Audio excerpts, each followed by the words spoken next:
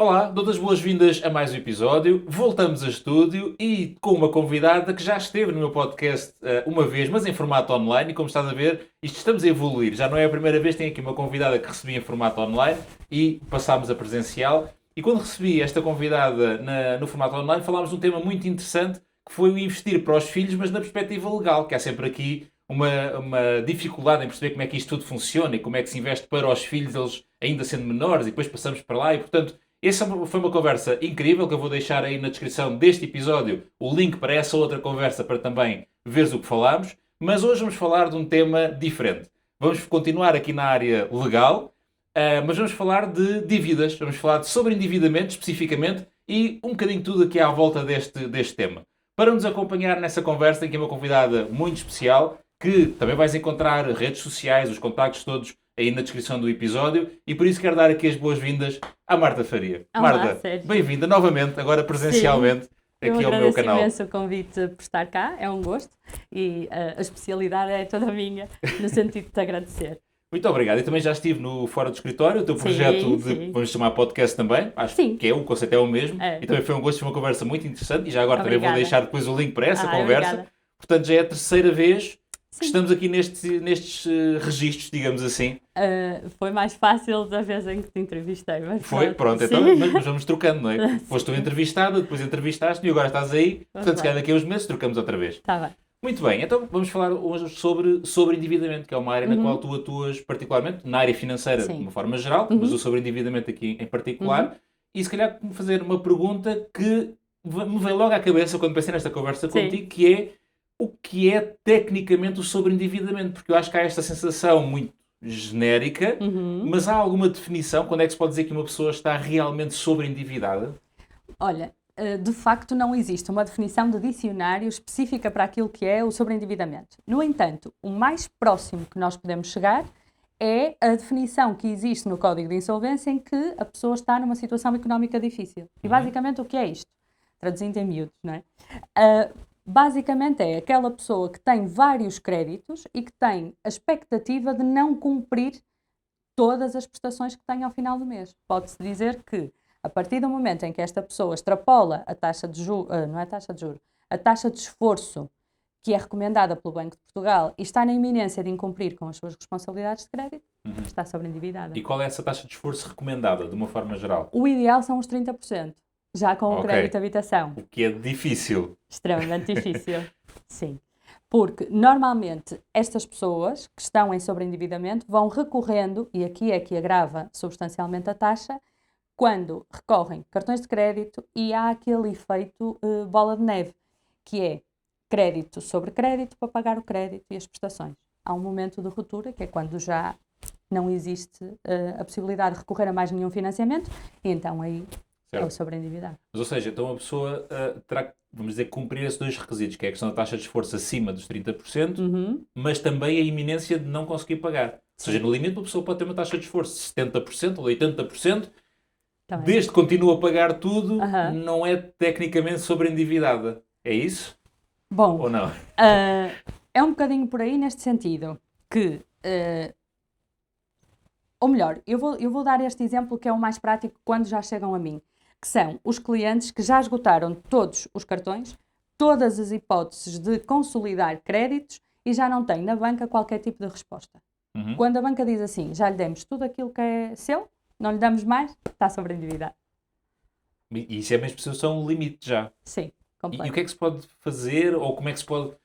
Tanto, lá está o consumidor, obviamente, em primeiro lugar, não é? E vamos falar muito sobre a responsabilidade de cada um de nós, mas também os bancos ou as financeiras, para tentar prevenir essa situação limite. O que é que se pode fazer no caminho entre o está tudo bem e o está tudo mal? O que é que se pode fazer no meio? Bom, todos sabemos que as instituições financeiras e os bancos, em geral, têm análise de risco.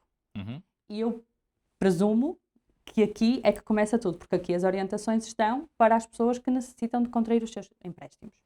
Agora, há uma altura em que, quando existe já um risco de incumprimento, há dois mecanismos principais que o banco tem que sugerir ao cliente. Um, que é o PARI, que é para prevenir quando a pessoa já está a prever que eventualmente pode vir a incumprir, e depois o PERSI, que é situações de incumprimento específicas para renegociar os créditos. E depois existe também uma ferramenta que eu acho que está na gaveta, que é o Sistema Público de Apoio ao Sobreendividado, em que existem os conciliadores, que são advogados, pessoas habilitadas e que trabalham na área, e é gratuito. E através do banco podem ser recomendados para este sistema, onde encontram ali uma tábua de salvação, digamos assim. Mas tem que ser sempre com a intervenção do banco?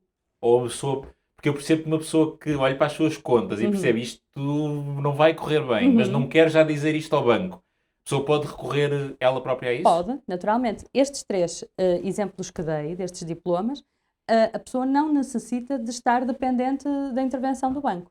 É apenas e só uma reação. O banco vai reagir àquele pedido que o consumidor faz. Ou seja, a pessoa pode, no limite, e tudo correr muito bem, a pessoa recorrer a esse tipo de processo e o banco nem sequer saber que isto está a acontecer. Porque eu acredito que haja alguma proteção. Não, o banco tem que saber sempre. Porque ele é parte do problema. Do processo. Sim. Mas se for uma situação em que a pessoa ainda não incumpriu em nada, ou seja, uma questão que está a tentar antecipar, o banco é na mesma informado que esse processo... É o chamado PARI, que é para prevenir aquelas situações de eventual incumprimento. E as pessoas têm noção que esses sistemas existem e que podem recorrer deles gratuitamente? Eu acredito que a maioria das pessoas sabe que em algum momento é possível ir ao banco, falar com o gestor e tentar renegociar algum crédito, mas depois também encontra inúmeros bloqueios na operação em si concreta destes mecanismos, porque o banco acaba por ser um bocadinho avesso. É sério? Mas posso perguntar porquê? Obviamente protegendo aqui... Natural, claro, posso explicar. E é isto. Existem regras, antes de nós chegarmos a uma fase judicial, existem regras muito objetivas, que os bancos têm que cumprir. Ou seja, se dá para renegociar muito bem, se dá para estender o prazo, mas estamos a falar de situações que já podem estar no limite da taxa de esforço. Certo. E, regra geral, isto acontece sempre quando já não há margem orçamental. Então, o banco já não pode olhar para aquela situação e fazer ou um refinanciamento ou uma extensão de prazo, porque já estão nos limites. Então, aqui acaba por o consumidor entender que não há muito a fazer e que o banco não intervém. E depois, porque as regras deles, eu não quero estar aqui a dizer mal, mas são bastante apertadas no que diz respeito às reestruturações. Se é um contrato feito há menos de 1 ano, por exemplo, e foi uma utilização de um crédito pessoal, mas já não conseguem pagar porque aquele crédito foi para pagar o cartão X e depois foi para mais uma mensalidade da casa, então aí acabou, porque eles não refinanciam. Certo. E ainda bem que falas nisso porque vê-se muitas pessoas a fazer e ainda mais a perguntar na questão do crédito de habitação. Não é? A maioria das pessoas precisa ter os 10% do capital próprio, mais a questão do IMT, do imposto de selo, inicial e escritura e tudo. Portanto, ali uns bons milhares, com o preço das casas como está. Sim. Estamos a falar de uns bons milhares que a pessoa tem que ter capital próprio e muita gente a recorrer a créditos pessoais para ir buscar esses 10% mais tudo o resto, na expectativa que tudo isto corra muito bem, portanto conseguir uma casa financiada a 100% de alguma forma. Sim. E eu tenho ouvido inúmeros relatos isto a correr tremendamente mal. Muitas escrituras acabam por ser canceladas por parte dos bancos porque, entretanto, quando vão reavaliar, de repente apareceu lá um crédito que não existia antes e a viabilidade foi por água abaixo. Por isso, para quem fez isso, está a pensar fazer isso, o que é que tu achas dessa solução? Eu vou-te responder com um exemplo. Eu tive uma situação no escritório em que os senhores vieram reestruturar. E eu, plenamente convicta que seriam créditos pessoais, ok? Porque só na consulta é que eu vi o mapa de responsabilidades e tudo.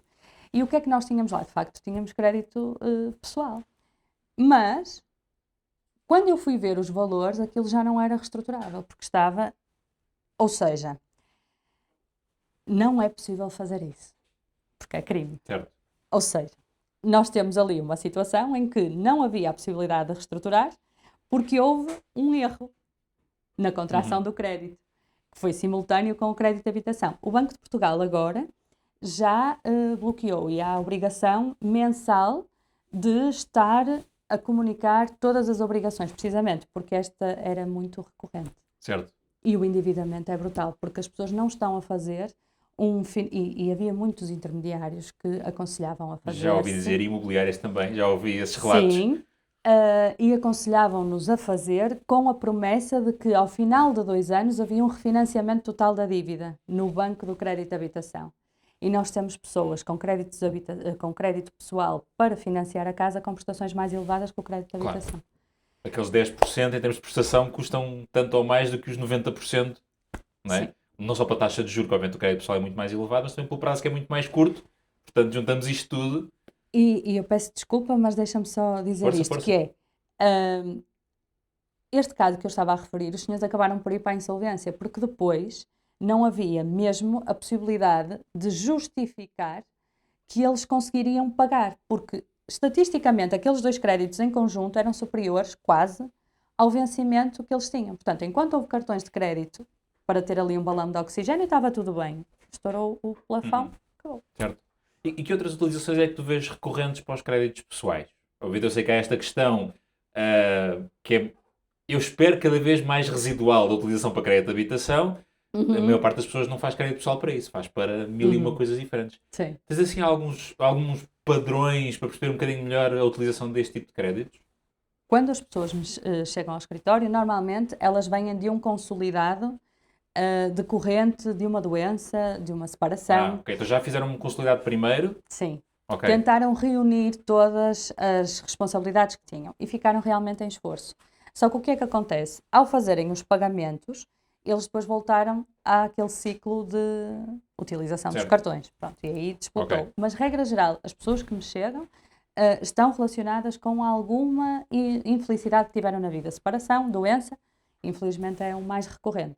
Tenho aspectos residuais de alguma irresponsabilidade na utilização dos valores, para coisas que inteligentemente nós poderemos considerar fúteis, mas a maioria das pessoas são realmente para situações infortúnios que tiveram. Ok, então isso confesso que vai um bocadinho contra aquilo que eu achava. A minha ideia, eu achava que a maioria das pessoas se sobreendividava para ir de férias e para comprar um carro, mas pelos vistos é residual, não é? Pelo menos nos casos que tu acompanhas. Sim, nos processos que eu tenho, a percentagem é baixa. Mas também existem. Certo. E existem pessoas que não pensam. Certo, mas a maioria foram situações infelizes da vida que não encontraram uma outra solução. Recentemente, muitos pais que estão a fazer financiamentos para ajudar os filhos, mas basicamente é isto. Mas existem casos caricatos. Um ótimo tema que tu puxaste aí agora, que eu não estava a planear, mas ainda bem que trouxeste. Porque tem aparecido ultimamente algum conteúdo lá no mundo maravilhoso das redes sociais. Sim. Que, eu não quero dizer incentiva, mas que mostra a possibilidade de os pais que tenham uma casa paga refinanciarem a sua própria casa para dar esse dinheiro aos filhos para eles terem os tais 10% de entrada. O que é que tu achas? Obviamente, isto é uma coisa muito abrangente e haverá casos muito diferentes entre isto tudo, mas conceptualmente, esta ideia de um casal nos seus 50 e tal, 60, que já pagou a casa, que não tem, ou se calhar até não, e teve uma casa pronta, não interessa, mas tem uma casa livre de dívida, refinanciar uma parte, endividar-se aos 60 anos para dar esse dinheiro ao filho ou à filha. O que é que tu achas desta... Que é perfeitamente legal, que fique perfeitamente claro. Isto é legal, nada contra, mas enquanto advogada nesta área, com tudo o que vês a acontecer, o que é que tu achas desta ideia? Na minha perspectiva, e eu não me importo que me cancelem depois, eu não recomendo que ninguém faça isso, porque ninguém sabe o dia de amanhã. E ainda que existam boas relações, é uma exposição completa do património a um incumprimento. Porque, quando nós estamos a falar de um refinanciamento, há uma hipoteca sobre o imóvel. E, se o incumprimento existe na esfera pessoal dos filhos, que são os principais responsáveis, o que vai acontecer é o imóvel vai ser chamado para pagar a dívida. Ponto. Certo. E os pais perdem a casa. Sim. Ou então, pode acontecer que os pais venham a ser penhorados, mas regra geral, quando existem 2 opções deste tipo de cobrança, não é? A primeira é sobre os principais devedores, que poderão eventualmente ser os filhos, e depois, em segundo, os fiadores, e que entram com o bem, os pais. E estes podem ser todos penhorados nos vencimentos, enfim, uma data de coisas, mas o banco aquilo que vai querer é, efetivamente, o imóvel para pagar a dívida na totalidade. E depois temos este crédito que está no banco como mal parado, que não é um ativo interessante e que é vendido às empresas de recuperação de crédito. Certo. Então aí é para esquecer, porque ou há dinheiro na mão, ou então o imóvel é perdido. Portanto, eu sou absolutamente contra. Ok. E a ideia, vou-lhe chamar a ideia, da dívida boa. Esta já muito mais antiga, não é? O famoso pai rico, pai pobre, eu diria que foi quem trouxe esta ideia da dívida boa, de ser bom contrair dívida, se nós depois conseguirmos rentabilizar esse dinheiro de uma forma melhor. E eu acho isto no imobiliário, então, é mato, como se costuma dizer, não é? Na nossa realidade, na realidade, por exemplo, nos Estados Unidos é diferente. Já há outro tipo de coisas que se podem fazer, mas aqui o endividamento, o investimento imobiliário é quase exclusivo através de endividamento. Qual é a tua ideia de dívida boa? Pode realmente uma dívida ser boa ou não? A dívida pode ser boa se a pessoa que tem a dívida souber o mínimo dos mínimos sobre literacia financeira, tenha conhecimento financeiro, desde... Lá está. Mas tem que ser uma pessoa com conhecimento. Porque para a maioria dos portugueses não existe. Vai correr mal. Vai. Certo. Até porque o sistema de recuperação que nós temos é precisamente por influência dos Estados Unidos. Certo. O recomeçar que nós temos na reestruturação jurídica. Portanto, ok, a dívida pode ser boa, mas isso tem que ter outras características. No geral, eu não quero... Não acho que seja assim. Para mim, a única dívida boa é a dívida que está paga. É a única que eu vejo. E eu sempre que falo, seja no Instagram, seja no YouTube, e digo que amortizei o meu crédito de habitação. Eu tenho o meu objetivo é pagar a casa em metade do tempo e poupar uns bons milhares em juros. Sim. E, portanto, cada vez que eu digo que fiz uma amortização adicional do meu crédito de habitação, aparecem sempre... Eu não quero chamar os iluminados, mas pronto, o canal até é meu, posso dizer o que eu quiser, não é? Exato, sim. E pronto, aparecem sempre as pessoas muito entendidas a dizer que eu estou a ser parvo, porque quer dizer, eu tenho taxa fixa no crédito de habitação, 3.8 TAN. E portanto, eu tenho conhecimento para rentabilizar o meu dinheiro a mais do que 3.8, não é? Seria uma daquelas exceções que até poderia utilizar a dívida boa. E portanto, cai-me sempre meia dúzia de pessoas em cima a dizer que eu não estou a ser inteligente e que podia aquele dinheiro que eu amortizei podia utilizar para investir não sei o que, não sei o que mais. E eu acho que isto gerou, esta questão da dívida boa, gerou aqui muita discussão que não é discutível. Porque, por exemplo, lá está, uma coisa era, se eu tenho um crédito que eu sei que vou pagar 3.8 ao ano e eu tivesse um produto que me garante 6% ao ano ou 5% ao ano, aí era uma comparação legítima. Naturalmente. Pronto. Não é o caso. Não é? Estamos sempre a comparar uma dívida de um juro que pode ser conhecido ou não, se é uma taxa variável, então ainda pior, não é? E como isto está a acontecer nestes últimos meses e o que se perspectiva para o curto prazo, pior ainda. Portanto, comparar uma dívida que eu tenho que pagar e uma taxa de juros que eu sei com uma rentabilidade do investimento pode ser ou não, não é? Claro, até nem pode acontecer, não é? Exatamente, e por isso eu acho sempre, e quando se fala muito, e é um tema que particularmente, e desculpa-me estar aqui a roubar muito tempo teu, tu é que és a convidada, mas tenho que dizer que estando-me aqui a chatear. A ideia de liberdade financeira, da independência financeira, mas carregado de dívida. Não, lamento. Eu não sou financeiramente livre enquanto eu dever €1, seja a quem for. É isso. Portanto, eu ser financeiramente livre porque tenho, ou considerar-me financeiramente livre porque tenho 30 imóveis a pagar-me rendas e as rendas... certo, mas... Não é? Pronto. E, portanto, é a minha visão, vale o que vale. Se calhar sou eu que sou muito conservador quando olho para isto da dívida. Mas... Ao falar nisto, eu recordo-me de uma situação em que eu tenho no escritório, e portanto, claro que eu não vou falar em nomes nem nada, certo, mas claro. é uma situação muito concreta, em que a pessoa se endividou, é uma jovem, com base nas expectativas criadas nas redes sociais. Neste momento... Isso é muito bom estares a falar sobre isso. Ter um exemplo real que isso está mesmo a acontecer. E o problema é que os pais também acabaram por financiar-se para aquela ideia. E qual é a ideia? Pronto, não vale a pena, mas todo o investimento que ela fez com base nisto, que supostamente era a liberdade financeira que lhe venderam, certo, literalmente, custa-lhe 74 mil euros, números redondos. E a rapariga não tem absolutamente nada, a não ser um sonho que se esvaiu. Mas financiou-se, se puderes ouvir dizer, financiou-se para... Qual é que era o plano? Muito simples. Financiou-se para investir numa situação muito concreta de uma mentoria toda XPTO. Ok. Depois foi fazer um curso também para redes sociais e como se tornar uma influencer. entre outras questões que já são mais privadas Ok, e que ok. não Então, posso. eu pensava que era um investimento, lá está, para num imóvel ou num investimento Não, concreto. não. Aí é aquele investimento em formação discutível, não Aham, é? sim. Ok, ok. Mas uma das vertentes, realmente, era fazer parte de um grupo de investimento. Certo. Qual é a tua opinião sobre isso? Sobre Hum. eu pedir um crédito para. E até podemos dividir isto em dois, se Uhum. calhar até é melhor. Para Aham. formação. Eu quero fazer uma pós-graduação, quero estudar no Uhum. estrangeiro e custa-me 20 mil euros. Uhum. Qual é a tua opinião sobre isso? Eu fazer um crédito específico para essa formação, na expectativa de eu depois poder utilizar esta formação Uhum. para o meu trabalho, para o meu negócio, para Naturalmente. eventualmente aumentar os meus rendimentos. Isto é uma coisa, acaba por ter também um retorno financeiro, que pode acontecer ou não. Mas qual é a tua opinião sobre crédito para formação? Eu acredito que quando há uma boa gestão, eu parto sempre disto.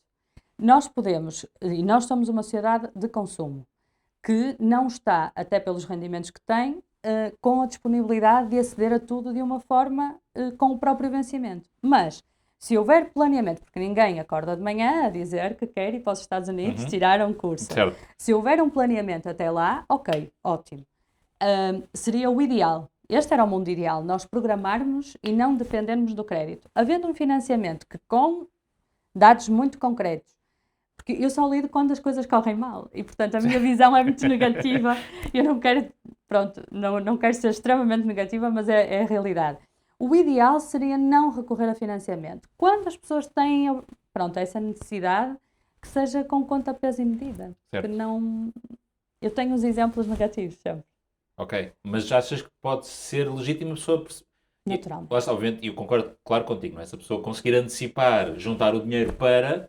Certo. Claro, Mas por essa lógica também podemos dizer, então eu vou antecipar a compra de uma casa e junto 200 mil euros, que nunca vai acontecer, nunca, com as devidas naturalmente. aspas, não é? Claro. Portanto, percebo o que estás a dizer, que obviamente o cenário ideal seja a pessoa conseguir antecipar e juntar o dinheiro para, Não havendo, não não vejo havendo, problema. pronto, é um dos casos onde o crédito pode ser uma boa dívida, tentando recuperar daquilo que estávamos a falar, não é? Sem dúvida.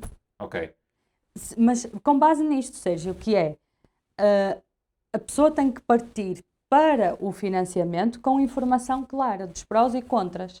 Não é porque acorda de manhã e há certo, aquelas hipóteses e corre aqueles passos todos e fulano falou e é para fazer aquilo. Não, eu acho que é conhecimento. O conhecimento é a sede certo. é a base para partir para... E no fundo, se calhar um bocadinho ligado a que estamos a falar atrás, a pessoa perceber que o pagamento daquela dívida não pode depender do retorno daquele investimento, porque ele pode não Não, acontecer. E naturalmente, isto serve para formação, serve para um para imóvel, tudo, serve para outra coisa para qualquer, tudo. não é?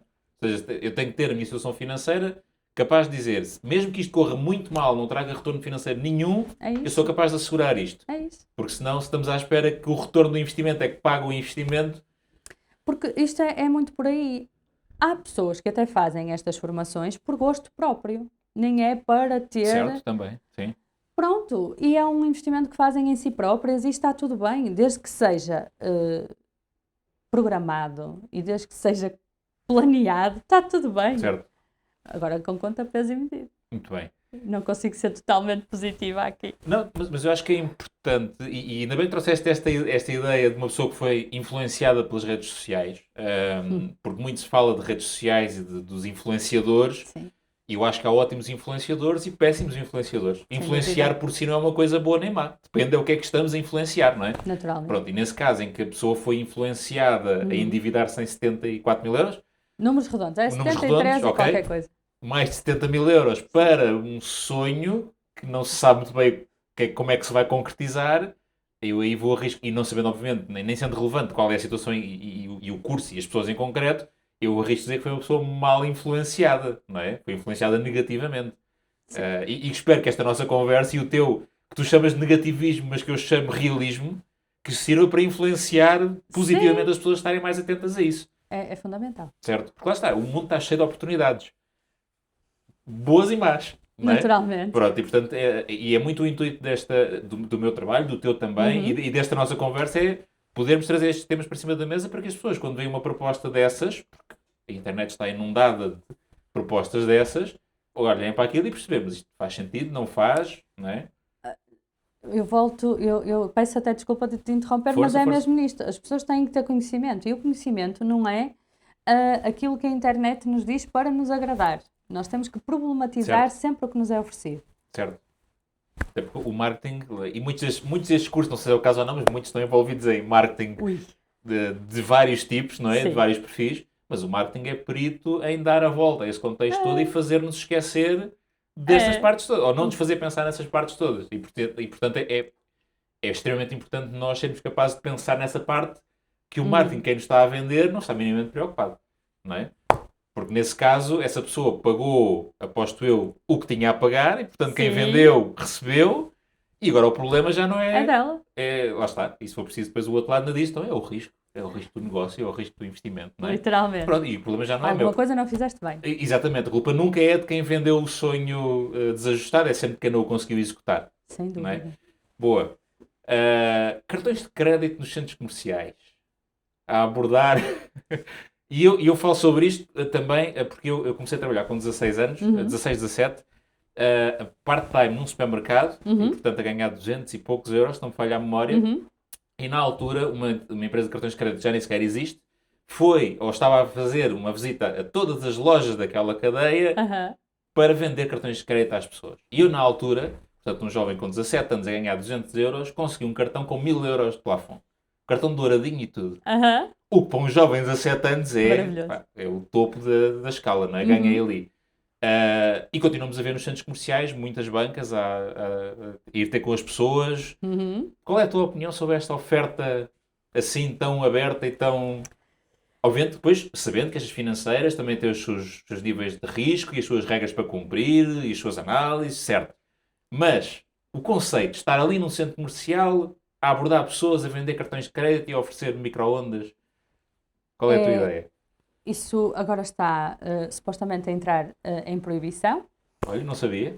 Sim, vai ser proibido, felizmente, porque não há sítio pior, ou melhor, melhor para quem vende, do que ter ali um cartão que, com algumas estratégias, até porque inicialmente nem são precisos grandes documentos, só depois de determinados plafons é que são, e então isso é o pior.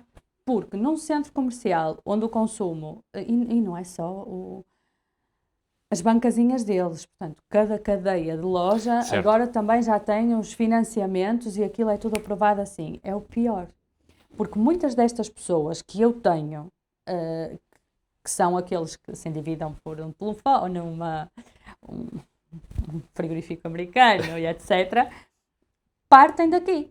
Portanto, são pessoas que estão no sítio propício para serem presas, desculpa a expressão, para serem arrastadas para instituições de roubo organizadas. Eu tinha que dizer isto. Instituições de roubo organizado? Sim. Okay. É exorbitante. Um frigorífico de 1000 passa a 5 ou 6 assim. Certo. Agora vou fazer de advogado do diabo. De propósito. Então, mas não é uma decisão consciente das pessoas de o fazer? Mas... A pessoa vai gastar 1000 euros num frigorífico que não tem. Não é? E, portanto, opta livremente por aderir ao cartão ou ao crédito que a loja faz, sei lá o que for, e vai-lhe custar 2 frigoríficos ou 3. Porque é que é um roubo organizado se é a pessoa que livremente escolhe? Lá está. Então vamos aqui para o campo da cumplicidade. Vamos lá. Digamos que quem dá o cartão está ali a satisfazer uma necessidade momentânea. E quem está a comprar por impulso, porque necessita, porque isto... é muito lindo. E há, sem dúvida, e eu vejo isso por clientes meus, que fazem compras impulsivas. E eu tenho uma cliente que estourou, e desculpa o termo, que gastou um cartão inteiro no Vasco da Gama.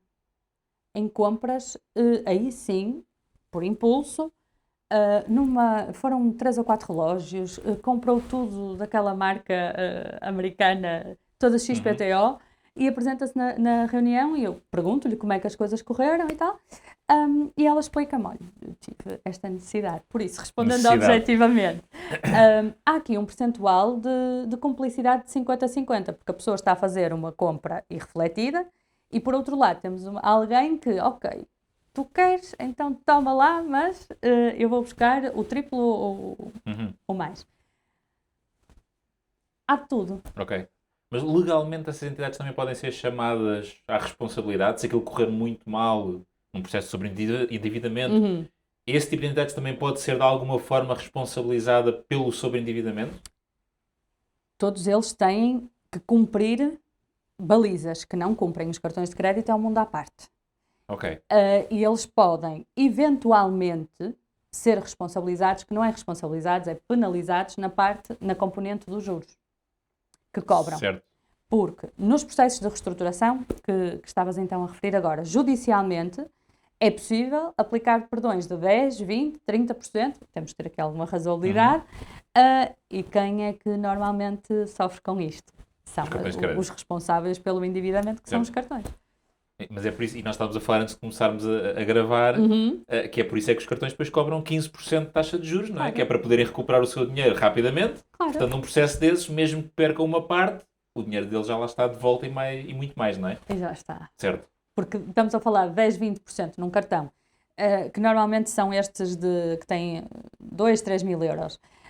Nós estamos a falar de todos os juros, mesmo sem a penalização, eles vão buscar 5 ou 6, Certo. no mínimo. E está pago.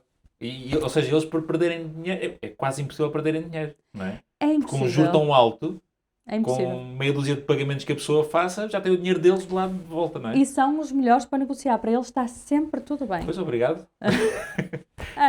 Entre isso e ter um banco com crédito de habitação de 100 mil euros que a pessoa não consegue pagar, Sim. é muito mais difícil, não é? Sem dúvida. E nesses casos em que é declarada a insolvência de uma pessoa, ou seja, assume-se que ela não consegue pagar aquilo tudo, pelo que eu percebi, vamos chamar essa hierarquia, não é? Ou seja, há uma certa prioridade para determinadas entidades receberem antes de outras? Sim.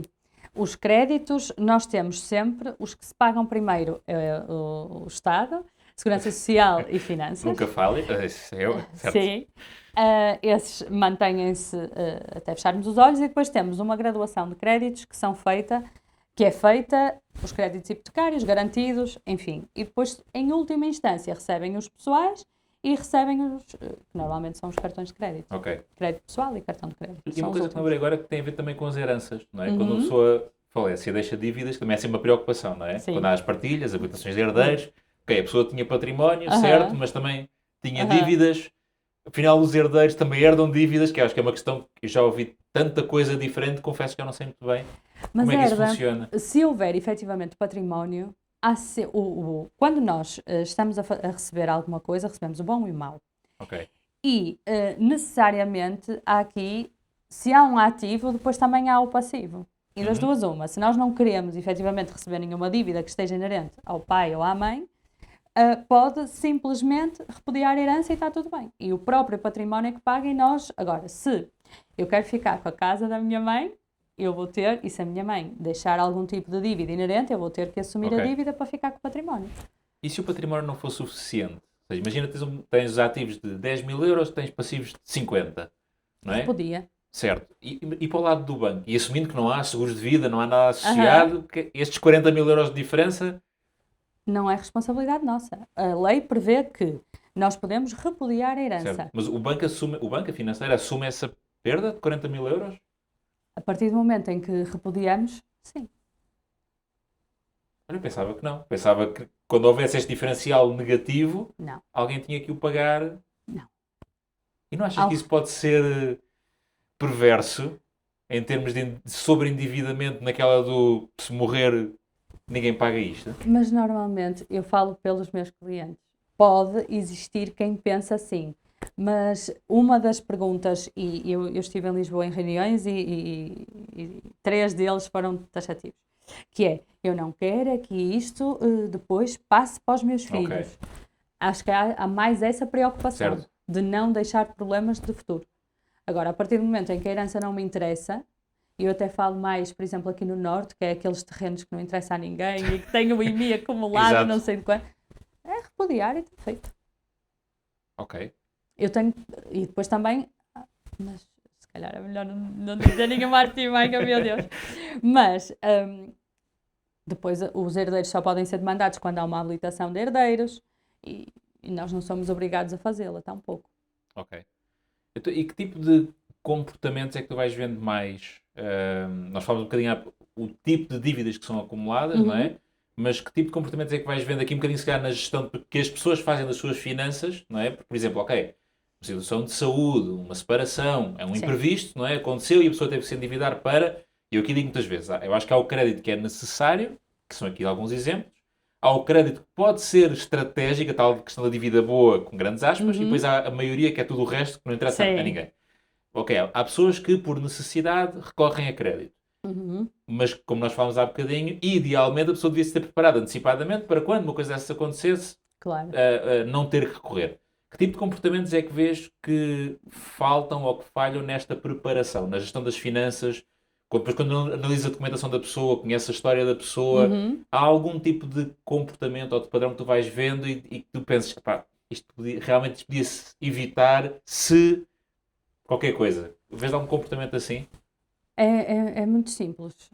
Existem as pessoas que se comportam e percebem que as reestruturações funcionam lindamente e, epá, eu errei, não quero.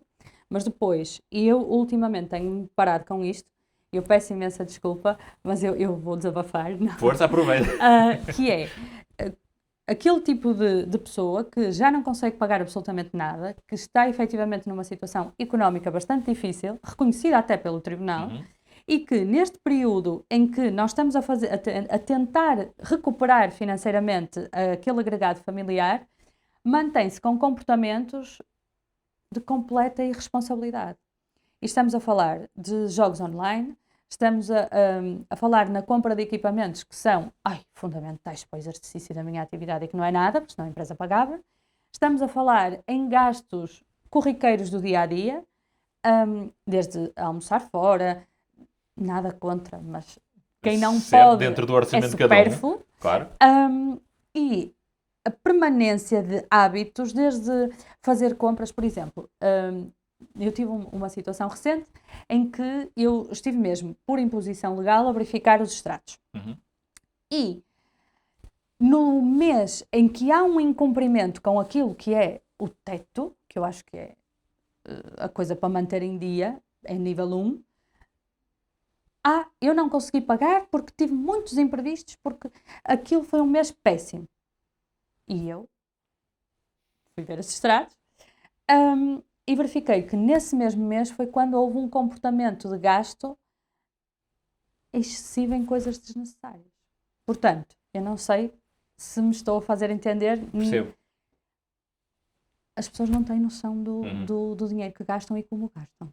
E porque é muito emocional, não é? Pelo menos eu tenho esta ideia e agora tenho um projeto em mãos para formação de literacia financeira para pessoas que estão em transição de carreira, ou seja, pessoas nos seus 50 que chegaram a acordo com as ótimo. empresas para saírem, tiveram às vezes uma indenização até um bocadinho mais simpática, mas que estão ali naquela fase do tenho 50 anos, não sei se arranjo trabalho e em que condições e então, no fundo, é um projeto para ajudar estas pessoas a gerir as suas finanças nesta transição. E um dos temas que eu disse que era muito importante abordar era a parte emocional, porque a pessoa está numa situação em que de repente vê-se sem trabalho e às vezes pessoas que estavam, e tiveram que dizer qual é o perfil normal destas pessoas, não é? Pessoas que estavam há 20 anos, 30 anos na mesma empresa, de repente vêem-se sem trabalho, com 50 anos, muitos ainda com os filhos em casa, com as responsabilidades que isso traz, sem saber muito bem o que é que o futuro vai trazer, e, portanto toda esta instabilidade emocional, e eu acredito que haja muitas pessoas que se vão depois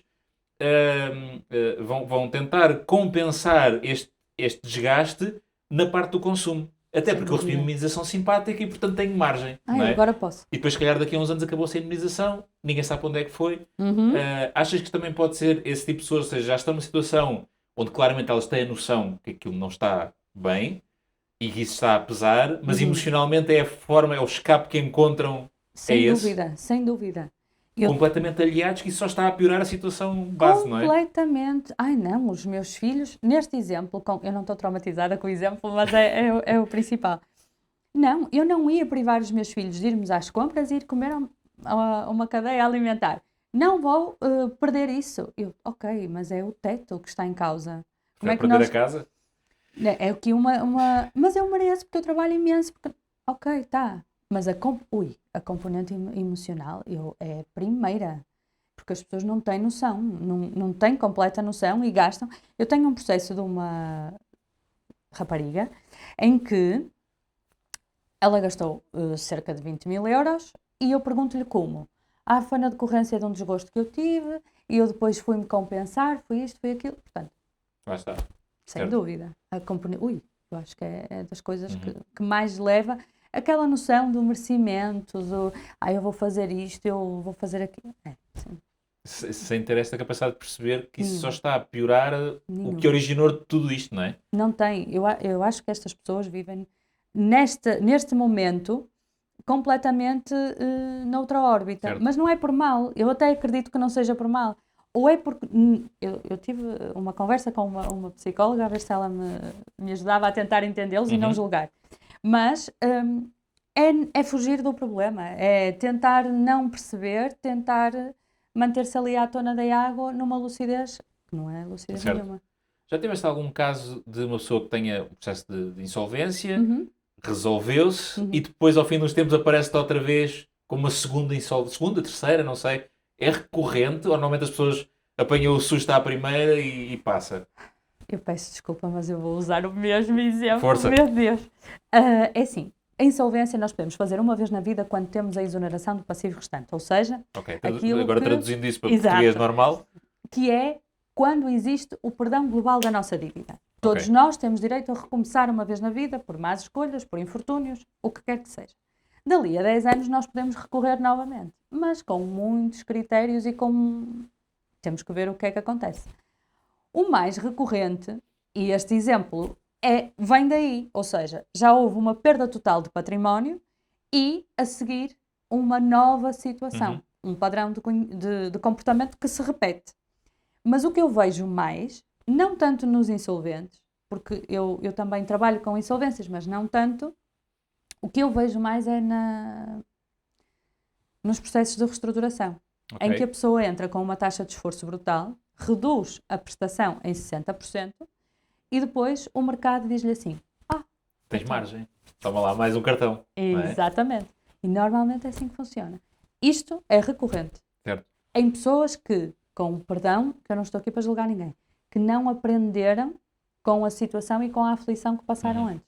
Então mas nós só temos direito a um desses perdões pela vida, não é? A insolvência, sim. Ok, então isso se acontecer a segunda vez. Eu cumpri exatamente o mesmo, fiz a mesma coisa, não aprendi rigorosamente nada. Pela segunda vez na vida cheguei à mesma situação. O que é que acontece? Primeiro, só pode acontecer 10 anos depois. Ok, Pronto. seja, certo. Eu estive aos 40, aos Aham. 50, dá tempo à vontade. Pode acontecer. Certo. O problema é que, da segunda vez, nós podemos mesmo ser obrigados a pagar tudo. E depois é assim, é pagar consoante os credores quiserem. Pode ser com uma penhora, pode ser com uma reestruturação, pode ser em perder tudo outra vez e ficar com a ordenado de penhorada ad eterno. E se não houver nada disso? A pessoa pode ir presa no limite? Não. Não? A não ser que seja com o intuito, ou melhor, contrair as dívidas para depois não as pagar. Aí sim, a insolvência pode ser Ok, culposa. certo. Mas também não há prisões por insolvência. No Ok. mínimo há ali uns outros crimes. Mas pode haver uma situação onde não haja nada, quer dizer, uma pessoa que entretanto já esteja nos seus 60 e tais, 70, já está reformada com reforma miserável, não tem património nenhum Eu deixo andar. Aí e que no limite depois há de falecer e lá está, e aquilo acaba por passa se pagar para... sozinho, não é? Exatamente, sim. Ok. Mas é. Então temos todos direito. Atenção, isto não é incentivar sim, nada a ninguém, sim, como é sim, óbvio, não é? Esta é claro. uma situação péssima. Lá está. A insolvência é um direito que nós temos na vida. Todos nós temos a possibilidade de errar. Certo?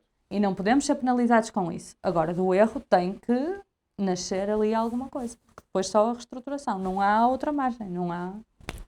Ok. Isto não é um drama, mas é quase. Mas não é um drama, mas é dramático. Ou pode ser dramático, não é? Em Naturalmente. muitas situações. Sim. Ok. Então, assim, qual é o teu grande alerta para as pessoas, de uma forma geral, que estão a ouvir esta conversa, que está tudo bem, estão a pagar as suas coisas, mas aquilo de vez em quando já aperta ali um bocadinho? Qual é a tua grande dica para elas? A primeira coisa que eu acho que as pessoas têm mesmo obrigatoriamente que fazer é ter conhecimento integral de tudo aquilo que têm, pôr na ponta da caneta, como eu costumo dizer, e se houver ainda uma resposta na banca, aproveitem-na, mas inutilizem, cortem, deitem ao Rio Douro, não, que é poluição, mas deitem fora, esqueçam o acesso ao crédito, aos cartões de crédito, isso é a pior coisa que existe, com todo o respeito, mas essencialmente isso, é fazerem, enquanto têm na banca uma resposta, consolidar tudo aquilo que podem. e inutilizar os cartões e, se possível, porque isto é, eu acho que na minha perspectiva é o primeiro, adquirir um conhecimento, mas válido, para saber lidar com o dinheiro. Certo. Sim, eu fiz esse teste no meu Instagram há uns tempos. Fui a uma loja e tinha lá uma campanha que dizia assim, sem juros. Era o que dizia o cartão, sem juros. Depois tinha 3 meses, 6 meses e 12 meses, acho eu. 3 meses TAN0, TAEG0, e depois os 6 meses e os 12 meses TAN0, TAEG 10%, qualquer coisa. E eu tirei uma fotografia aquilo e já pus no Instagram na altura, já fiz formação de dizer este exemplo, e perguntava às pessoas, isto é fraude? O que está aqui é as pessoas estão a enganar as pessoas ou não estão? E a maior parte das pessoas acha que está tudo bem, mas não percebe porquê, e as que acham que está tudo mal e também não percebem porquê. E depois quando explico, não, isto realisticamente não é publicidade enganosa nenhuma. A partir do momento em que é TAN0, realmente não tem juros. Mas depois estão a ver essas letrinhas aqui em baixo. Abertura de dossiê, mais de processamento de prestação, mais não sei o quê. Portanto, quando eu digo às pessoas, não é publicidade enganosa. Diz lá, sem juros. E realmente, tecnicamente, não estamos a pagar juros. Estamos a pagar outras coisas que no final de contas vai dar o mesmo. Claro. A maior parte das pessoas não percebe o que é que isto quer dizer. Não. E depois quando são confrontadas com estas siglas, TAEG, o MTIC, também falámos um bocadinho atrás do MTIC. O que é que isto quer dizer? Então, mas como assim eu pedi 100 mil euros de crédito de habitação e vou pagar 150 ou 180? Isso é real. Também acontece muitas vezes quando eu falo disso, do crédito de habitação, atenção que se calhar me faz inicial para aí 75% da tua prestação são juros. E depois, à medida que o tempo passa, tendencialmente isto vai equilibrando um bocadinho melhor. As pessoas não sabem. As pessoas acham que se pagam 500 euros de prestação, todos os meses devem 500 euros a menos. Eu vou-te dar este exemplo. Quando nós fazemos uma reestruturação no escritório, a maioria vem dos consolidados, não é? E então, o que é que acontece? Não, doutora, nunca na minha vida. Eu devo X, vamos supor, pediu 40, eu este mês abati 600, eu devo, menos esses 600. Mas vamos lá ver. A expectativa é de obter esta prestação, mas com base no montante. O que é isso? O montante total imputado ao consumidor. O que é isso, doutora? Isto é um bicho de 7 cabeças. Sim, a pessoa nunca fez a conta, que é, então a prestação é esta, multiplicado pelo número de meses do crédito, a pessoa nunca faz esta conta porque aquilo dá muito mais do que ela pediu. Que é uma conta bastante simples, não é? A pessoa com a aflição só diz, quanto é? Ok, quanto é que eu vou pagar? Posso. Eu percebo que a pessoa, numa perspectiva de orçamento pessoal, o que mais orçamento mensal, o que mais lhe interessa é a prestação, para saber se encaixa ou não, assumir que é uma pessoa responsável, não é? Sim. Pronto, mas é importante ter a noção que aquilo não é sem juros, não é sem custos, não é nada, mas não é? A maioria não tem, até porque eu parto deste meu exemplo, que é a minha realidade. Quem parte para esta consolidação de responsabilidades parte na base da aflição. Certo, percebo. E então isso aí não interessa muito. Interessa sim quanto é que aquilo vai diminuir. Certo. Que é depois dar margem para poder comprar mais umas coisas e chegar ao mesmo, não é? E se não, também há aí uma fornecedora de eletricidade ou então telecomunicações que permitem alguns financiamentos. Exato. Certo. Marta, estamos aqui a chegar ao final da nossa conversa e, como habitualmente, tenho uma última pergunta que eu lhe chamo um momento de alta definição. Ok. Isto, obviamente, eu estou como advogado e, portanto, estou um bocadinho melhor protegido contra infrações de direitos de autor ou algo do género. E que é uma pergunta que obviamente é sempre sobre o tema, mas uma pergunta mais pessoal. Então a pergunta que eu pensei para ti é, se fosses dona de um banco, quem era o tipo, ou qual era o tipo de cliente a quem tu nunca darias crédito? Que características é que teria?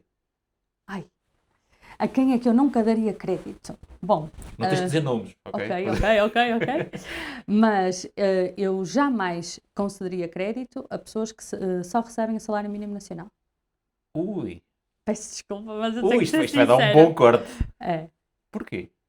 Porque se já estão a viver com o mínimo que nós consideramos o padrão de subsistência, a pessoa não consegue pagar mais nada além disso. Além de que, disseste que se eu fosse um banco, a expectativa de eu receber era impossível quase. Mesmo sabendo que temos em Portugal, não sei, acho que são 30%, 40% por aí, pessoas ganham o ordenado mínimo declarado. Depois há toda uma outra discussão sobre isso. Sim.